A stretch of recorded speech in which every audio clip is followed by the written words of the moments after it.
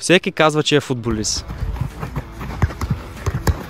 Но кой е истинският футболист, за който се представя? Искате ли да видите здрави единоборства, интересни финтове и невероятни голове? В Пловдив ние имаме нещо за вас. На 14 юли ние ще организираме елиминационен турнир 1 в 1 с награда 500 лева за победителя. Това ще е първия по рода си турнир в България. Той ще се състои от две части в град Пловдив. Локацията е игрища Велт, гребна база. Елате, покажете какво можете и спечелете 500 лева. Да, 500 лева кеш.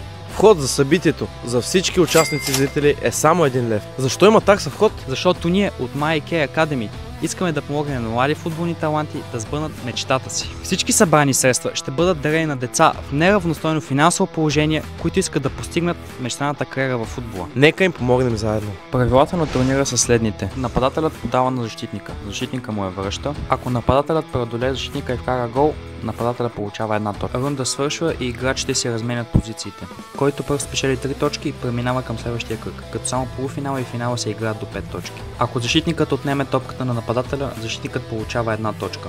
Лесно, нали? Абонирайте се в YouTube и ни последвайте в социалните мрежи, където в следващите 2 седмици ще представим участниците на турнира. Искаш да спечелиш 500 лева? Регистрирай се от линка в описанието, който е наличен и всичките ни социални мрежи. Само истински футболисти, моля. Мислиш, че си футболист? Елай го докажи. Регистрирай се и ще се видим на 14 юли игрища Велт, гребна база, 17 часа. Стига толкова приказки!